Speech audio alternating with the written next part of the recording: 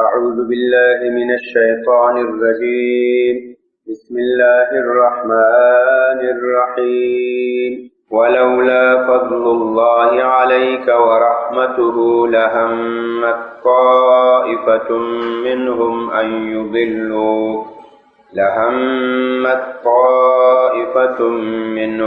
أن يضلوك وما يضلون إلا أنفسهم وما يضرونك من شيء وأنزل الله عليك الكتاب والحكمة وعلمك ما لم تكن تعلم وكان فضل الله عليك عظيما. بسم الله الرحمن الرحيم. سورة النساء آیت نمبر 111. دا آیاتونه هم ادي مخکې واقعي په مناسبت نازل شوي. مخکې موږ تاسې دلته د درې ورونو واقعه ذکر کړې وه چې هغه بشیر بشر او مبشر. دا درې سره د ابیرق زامن ول. ابیرق دی ظاهرا مسلمانان ول خو په زړه کې منافقان ول. دی بیا ادي رفاعه ابن زید له کور نه غلا کړې وه چې هغه د قتاده ابن نعمان ترو. کله چې هغوی نبی علیه الصلاة والسلام ته خپل عرض او داد پیش کړ چې دغو خلکو د موږ غلا کړي، نو دوی له شا ورغلل. نبی علیه الصلاة والسلام ته هغې ته مشران بوتلل د قوم او ملکان یې بوتلل. اول ته قسمونه وکړل چې دا غلا موږ نه ده کړې، دا قتاده ابن نعمان او د ده تره رفاعه ابن زید دا په دروغو لګیا دي، هیڅ گواهان شاهدان نسته، موږ باندې د غلا تهمت ویلې. نبی علیه الصلاة والسلام د دې د قسمونو دا د مشرانو د سفارشونو له دې نه نبی علیه الصلاة والسلام متاثر شو. هغه قتاده ابن نعمان هغه ته زجر وکړو، تهدید یې وکړو چې تاسې په مسلمان د غلا تهمت وایې، د کله غلا کړي؟ نو الله تعالی دلته دا آیاتونه نازل کړو. وایي ای د الله نبی، که د الله فضل پتا نه وای دا خلق قریب و چې نور تا په دې مسله کې خطا باسي، لا حق نه دی بلې خواته کوښ دي. خدا د الله فضل و پتا باندې چې الله تا ته د دې مسلې وضاحت نازل کو چې دا خلق غله دي، غلا عمدي کړې ده، دوی دروغ وایي، په دروغو قسمونه سفارشونه کوي. او یا رسول الله پتا دی الله ډېر لوی رحم ده، وګوره تا ته علم درکو آسمانی، تا ته حکمت درکو، د احکام و علم درکو، او هغه علوم درکړل چې تا سره مخکې دا علوم نه ول. د رسالت له بعثت نه مخکې تا ته دا د اسلام، دا د دین، دا د ایمان، د توحید دا علوم له تا سره نه ول، الله تا ته درکړل.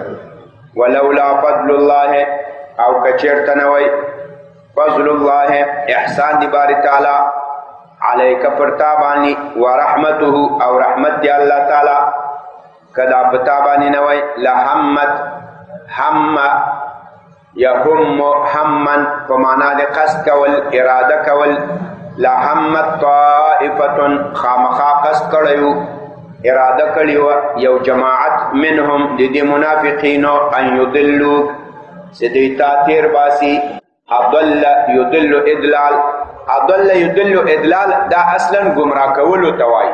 باب د افعال د متعدده، مجرد یې ضل یضل ضلالا گمراه کېدل، بیلاری کېدل.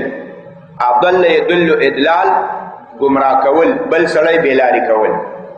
خو د نبی علیه الصلاة والسلام په شان کې دا بعیده ده چې هغه بیلاره سي، ځکه انبیا خو گمراه کېږي نه. خو البته چې د دروغو ګواهي څوک وایي، د دروغو قسمونه وکړي، بیا نبی علیه الصلاة والسلام خطا ایستلی سي چې خطا یې باسي. نو دلته به معنا خطا استل کو، بازی دادن، دوکه کول، گمراهی معنا به نه کو. لحمت خامخا قصد کړیو یو جماعت، یو طائفه، یو ډلې منهم د دې منافقانو قصد کرده بود یک جماعت از منافقین ان یضلوک که شمارا بازی بدهد ستا دوکه کی تاثیر باسی لحقیقتنا وما یضلون او دین گمراه کوي الا انفسهم مگر خپل ځانونه. یا رسول الله تا نسی تیر استلی ځانونه گمراه کوي ځانونه تباه کوي. دا د دوی څومره کوششونه وکړل، د قوم مشران راوستل سفارشیان، قسمونه یې وکړل، کته پورته منډې وکړې، څه فایده یې وکړه؟ نه.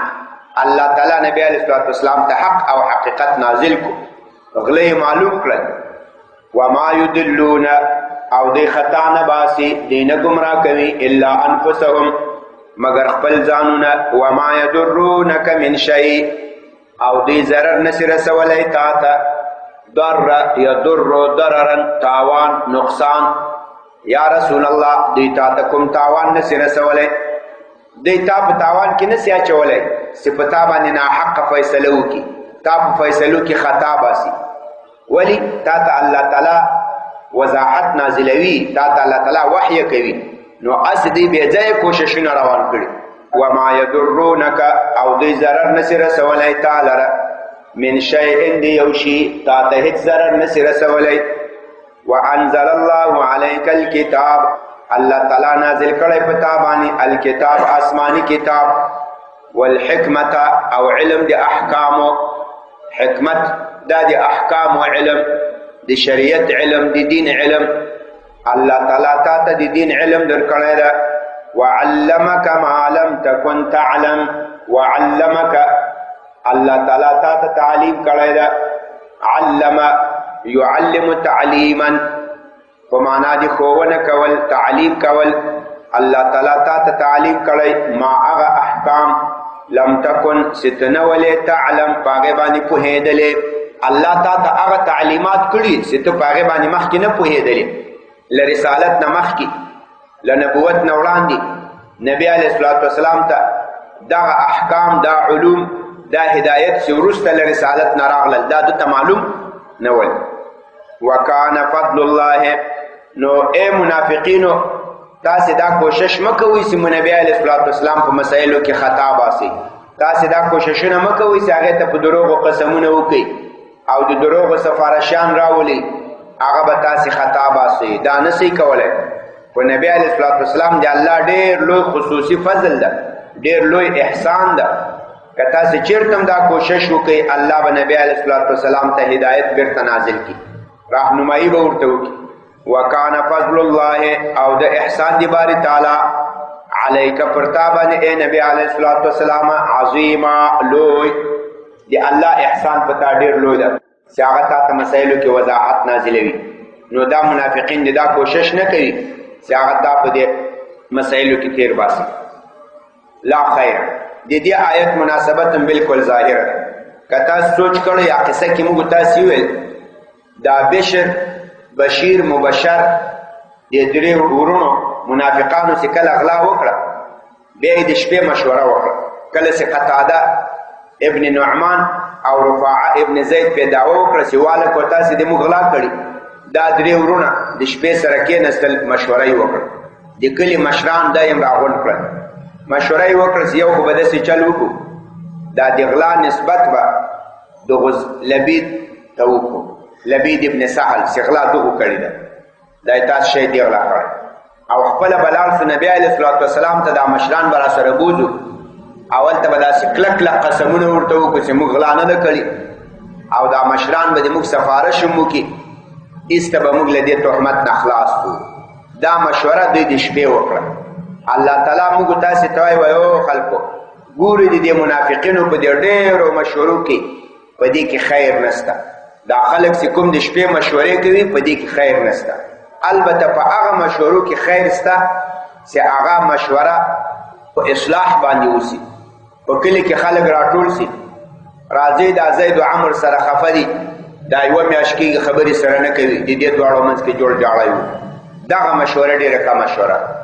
یا کلي کې خلک راټول شي ماسخوتن د شپې، راځي د موږ تاسې ګاونډ کې دا فلان ډېر غریب ده، د روژې مبارکه میاشت را روانه ده، په دا روژه کې غربت خوند نه کوي، راځي دې ته 500 روپۍ واچو، روزې ته ښه خرچه ورته راوړو. داسې مشوره په صدقه وکړي یا بل عمل خیر باندې مشوره وکړي. دغه مشوره چې ده دا الله تعالی خوښوي، په دې کې خیر شته. له دې نه ای خواته په دې نورو مشورو کې خیر نشته چې هسې د شپې سره ناست دي مشورې کوي د ناروا د غلط د سازو د سروز د ډمانو د باجو د ارمونیو د دمبرو په دې مشورو کې خیر نشته ده. دوی چې کړي وه د دریو ورونو منافقانو دې دا غلطه مشوره کړې دوی په دې مشوره په دې مجلس کې هیڅ خیر نه و. لا خیره خیر نشته ده برکت نشته ده فی کثیر په دغه ډېر من نجواهم د مجلسونو د دوی. نجوا مجلس ته وایي شورا ته وایي مشورې ته وایي. خیر نشته ده په دغه ډېرو من نجواهم د مجلسونو د مشورو د دوی الا من مگر خیر ستا په مشوره د هغو چا کې له دې من سره به تقدیر د مضاف وکړو چې استثناء له نجوا نه صحیح سي.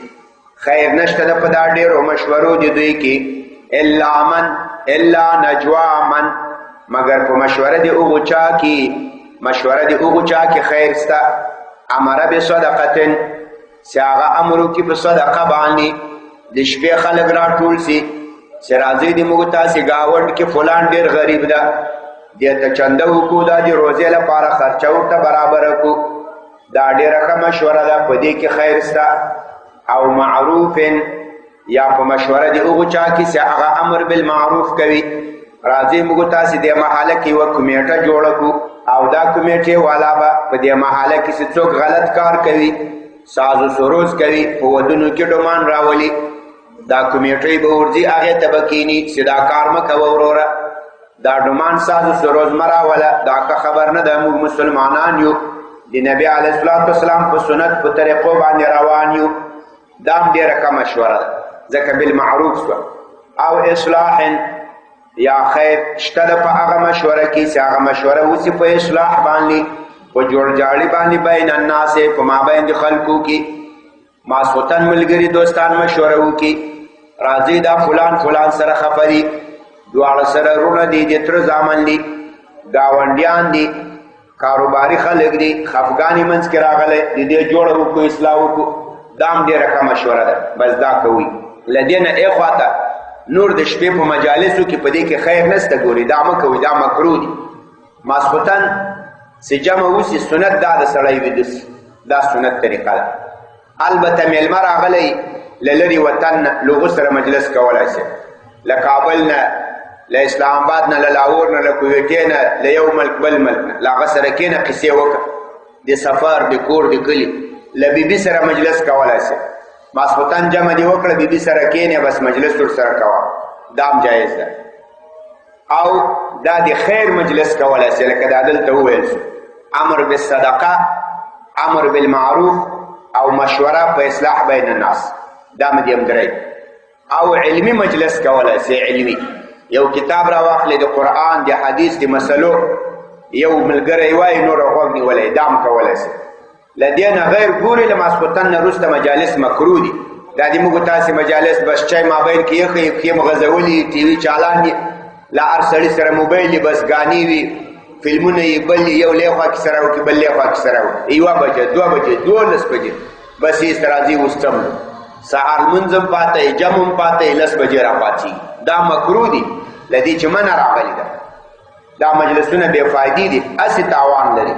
تهجد ته سړی نشي راپاڅېدی د سهار لمانځه ته سړی نشي راپاڅېدی جمعې ته سړی نشي راپاڅېدی دی هغه کراهیتونه دي. او اصلاح یا دې مشوره وکړي د جوړجاړي بین الناس په مابین خلکو کې.